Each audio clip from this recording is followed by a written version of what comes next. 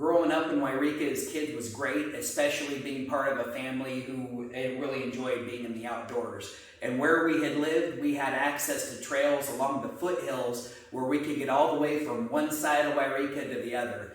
And so our favorite thing was exploring these trails on our BMXs or by foot with our best friends, Paul and John.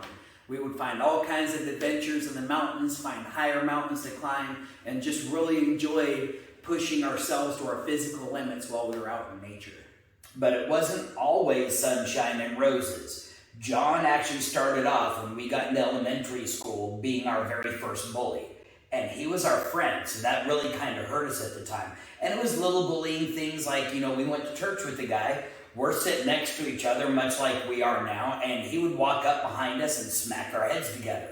And when we started crying about it, he would start laughing about the fact that we were crying. That's what bullies do. They want to make you upset, and we were letting the bully win in this case. I remember one time, even in Sunday school, I think his mom was even the Sunday school teacher this day. He's sitting next to me, and John takes his pencil and jams it down into my leg and then breaks the lead off. I mean, this was one of our best friends. And, it came to the point where after school some days, on Wednesdays, we'd have to go over to this guy's house for Bible study. Our parents worked, we didn't have babysitters afterwards, so that was a free option to them. And I remember feeling dread about having to go over to his house. But what John had realized was the time that we were at his house, his brother wouldn't pick on him. And that's why he was picking on us, is because he was being picked on himself. So by making this bully our friend and him realizing, hey, we're not your enemy, we're actually your allies against your brother, all of a sudden his attitude towards us changed to be more accepting and, hey, come over and hang out with me and I'll tell you really cool stories. So in the long run, John not only helped us with our passion towards martial arts, but he also helped us with our passion towards storytelling in Dungeons and Dragons. But that wasn't the end of the story. Big thing is we were bullied all over the place, especially in school. We were twins, we were small, so that made us special, which made us targets to bullies. So we would get picked on by what I would consider jocks. They were into sports. I wasn't really into sports. I was more into outdoorsy kind of stuff. They were already in a team and a clique together. We were by ourselves. They would be following us home after school and beating us up. And I remember that just waking up this idea in my head that I need some way of defending myself. And of course, at that time growing up, we had Saturday morning cartoons that was immediately followed by Kung Fu theater. And I'd watch these guys fight and go, man, what if I could fight like that? Our friend John was really into pro wrestling, so he introduced us to pro wrestling. Now I'm seeing these guys with big muscles that are fighting. Oh man, what if I had big muscles and I could fight like that? Those bullies would never pick on me. People like Hulk Hogan and Andre the Giant, the Ultimate Warrior. Ultimate Warrior, right. And so it even got to the point where at the school library, I decided to check out a book on karate and going, okay, I'm going to learn this stuff and I'm really going to show these bullies something. Then really all that did is do more harm than good, because we get followed home by the bullies and I go, hey, I checked out this book on karate and now I know how to fight, and then I got beat up. And so then I realized, well, I can't really be learning this stuff from movies or from books.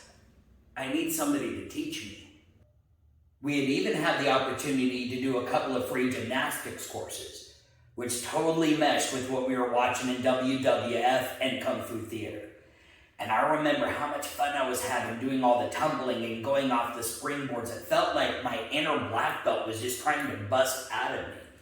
But unfortunately, our parents didn't make a lot of money and they couldn't keep those particular lessons going for us. So unfortunately, all that kind of went to the wayside, but still reminded us that this was our ultimate passion.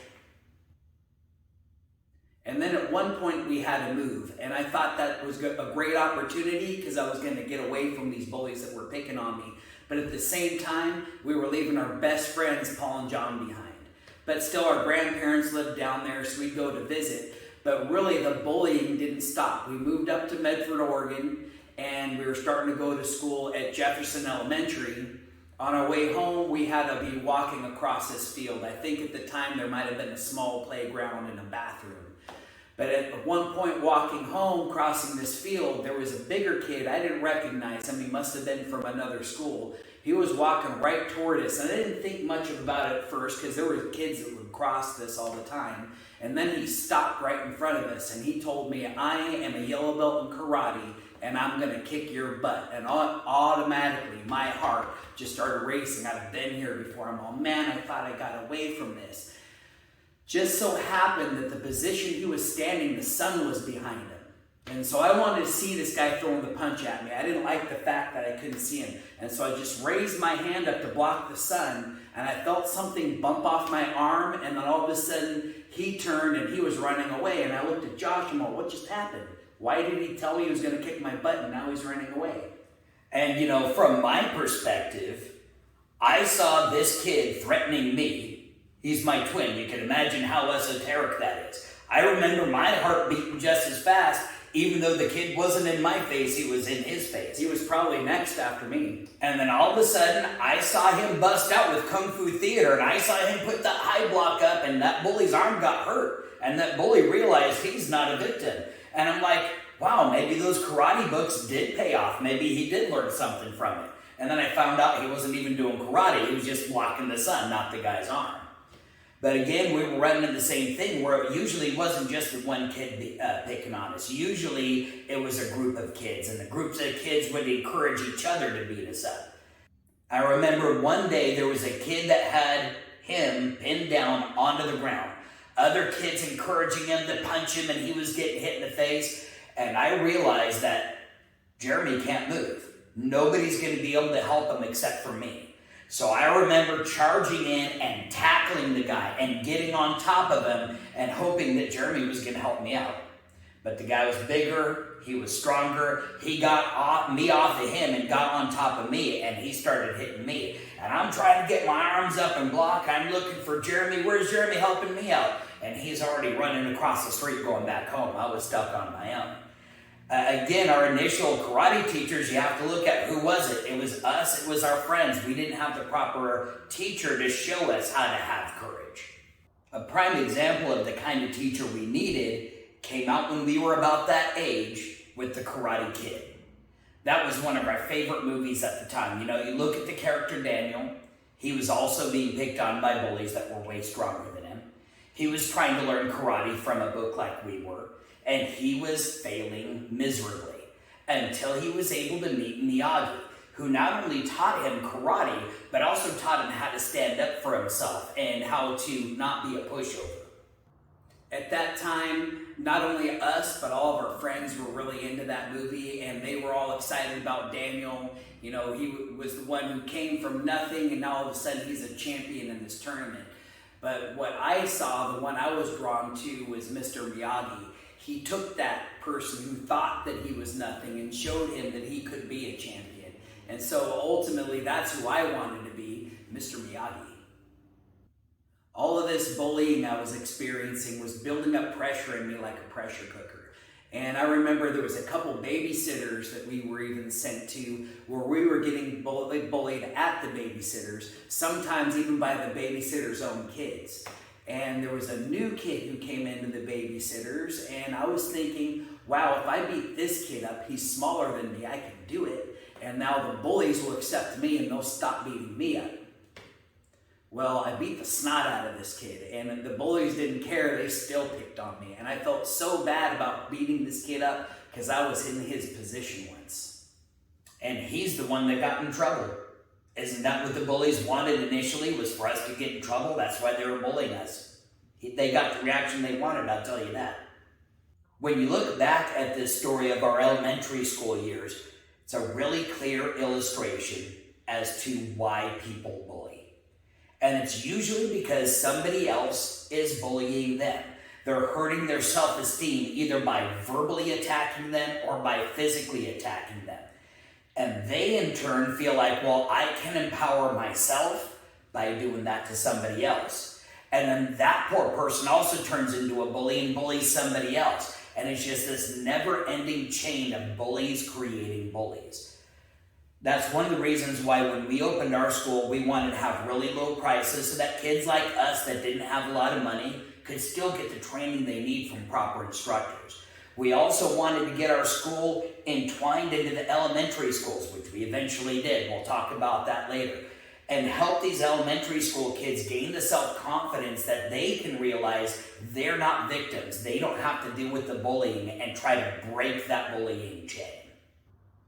Honestly, one of the things that helped us get through the bullying was that we had a very Christ-loving family that shared that love of Christ with us. They were really good about disciplining us when we were going down the wrong path and help setting us back to the right path and showing us that path that we should be walking. We also had friends that were really close friends that even when we were feeling down about getting bullied, they could lift us up and say, hey, yeah, you're good guys, we're friends, and we like you.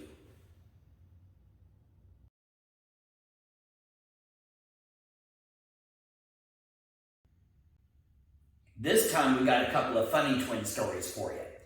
When we were young, I remember being at a party with our parents, and there was a bunch of their friends there. Of course, us being twins and super cute, people were having fun trying to figure out how do we tell these kids apart.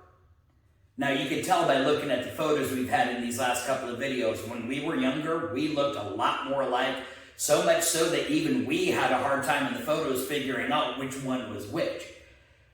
Then we recognized that the adults were telling us apart by the t-shirts we were wearing. Remember, our mom used to like to color code us. She'd dress us in the same thing, but in different colors. So we went and we hid underneath the table and we took our shirts off, we traded them, put them back on, and then went out to the party. And all these people that thought that they were going to be cool and they could tell us apart, all of a sudden started messing us up again. I remember we had a lot of fun messing with people that way.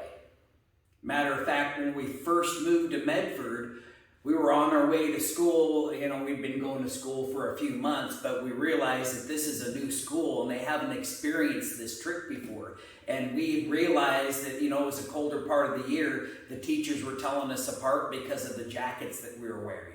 So on our way to school, we decided, hey, let's switch jackets, but we're still going to go to our same class. Well, our teachers thought we had switched classes. Typical twin trick, right? Not for us. We like to go beyond Smarter than that. typical. So eventually we get sent to the principal's office and our mom has to come down and go, hey, Jeremy, why are you wearing Josh's jacket? And then everybody realized what had happened. The principal's got egg on her face now.